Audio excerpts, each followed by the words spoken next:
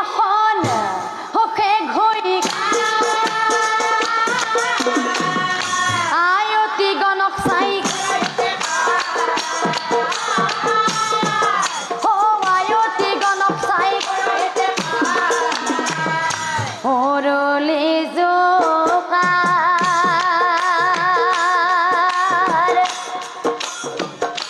দিয়া হে আয়তি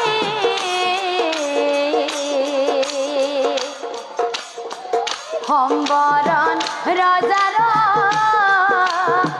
বিয়া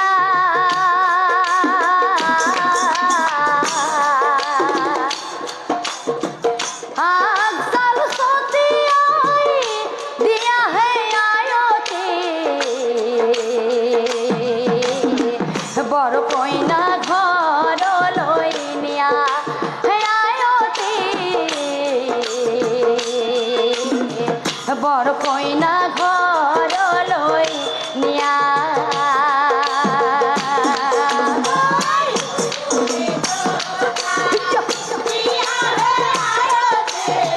সম্বৰণ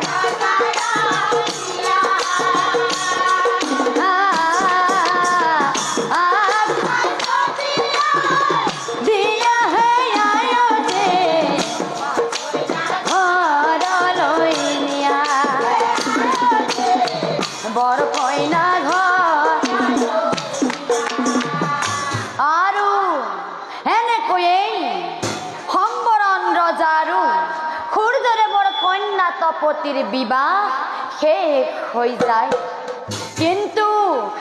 সেই দিনাৰ পৰা ৰজাই তেওঁৰ নিজ ৰাজ্যলৈ কেতিয়াও ঘূৰি যোৱা নাছিল অপ্ৰজাগণেই বোলে ভয় হতই কি কৰাও অপ্ৰজাক পাহৰিছে ৰজাই অপ্ৰজাক পাহৰিছে ৰজাই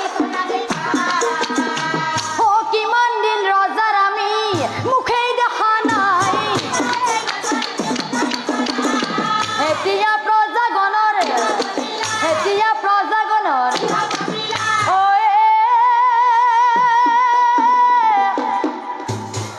এনেকৈয়ে কতদিন পাৰ হৈ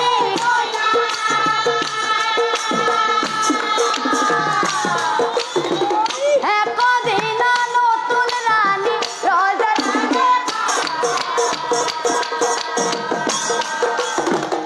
একদিন নতুন ৰাণী শুনা শুনা প্ৰাণ স্বামী চৰণতে ধৰো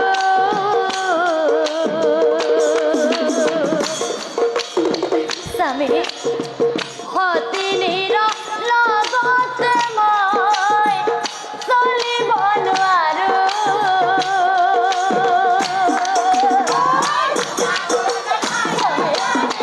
চৰণত ধৰো সতিনীৰ লগতে মই চলিব নোৱাৰো স্বামী ইয়াত থাকিবলৈ মোৰ অলপ মন নাই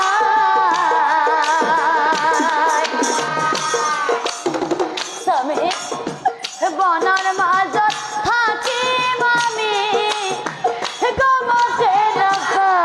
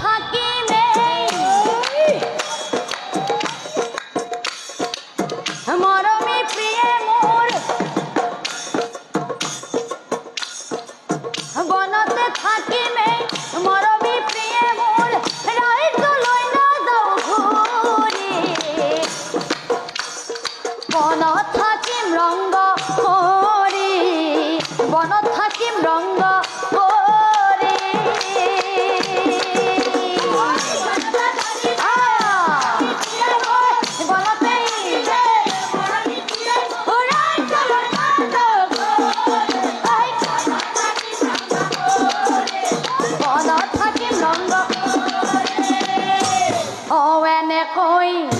ৰজা ৰাণীৰ 12 বছৰ স্বৰ্গত থাকি দেৱগণৰ স্বৰ্গত থাকি দেৱগণৰ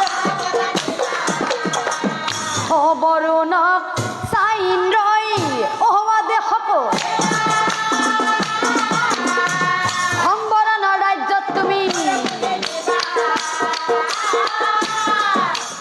সম্বৰণৰ ৰাজ্যত তুমি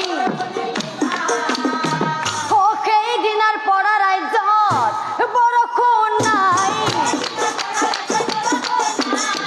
খাল বিল যত আছিল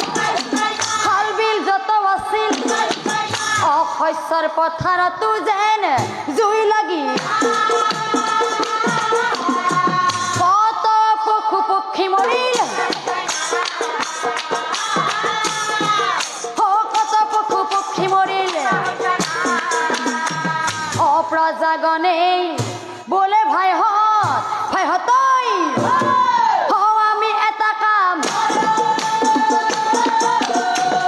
জুই লগাই ৰজা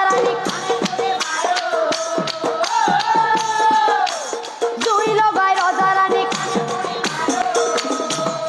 হাতে হাতে জুই লৈ ৰজাগণ যায়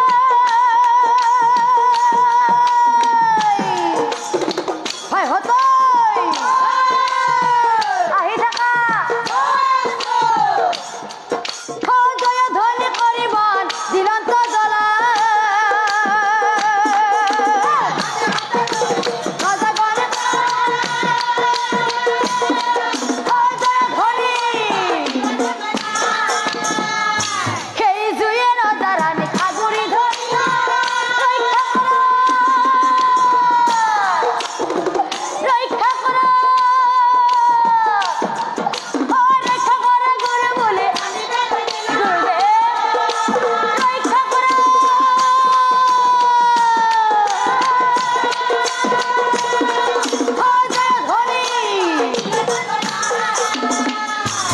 দূৰৰ পৰা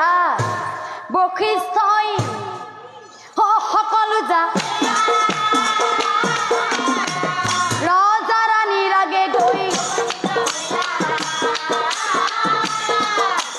ৰজা ৰাণীৰ আগে গৈ কমণ্ডলো জলমুনি ছটিয়াই জুই নুমাই ৰজা ৰাণীক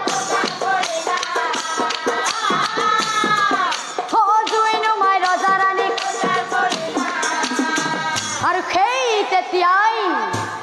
পঞ্চ পাণ্ডৱক চাই ৰজা গন্ধৰ্বই সুধিছিল এতিয়া কোৱা পাণ্ডৱসকল যিজন ৰজাই মাত্ৰ এজনী সামান্য নাৰীৰ কাৰণে তেওঁৰ ৰাজ্য ধন আনকি তেওঁ প্ৰজাগণক এৰি অৰণ্যৰ মাজত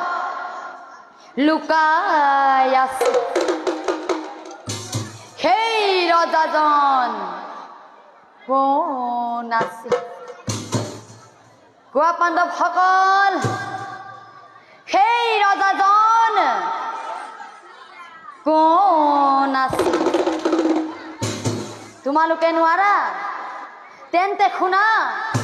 সেই ৰজাজন আছিল তোমালোকৰ তৃতীয় ভাতৃ অৰ্জুন আৰু তুমিতো বুজা নাই অৰ্জুন পূৰ্ব জন্মত দেখোন তুমি মোতকৈও নীলাজ আছিলা আৰু এতিয়া কাক তুমি নীলাজ বুলি ক'বলৈ শিকিলা তোমালোকে কিমান ভাল ভাবি জানো চাইছা একেজনী ভাৰ্যাক লৈ আছা দেখোন পঞ্চ ভাই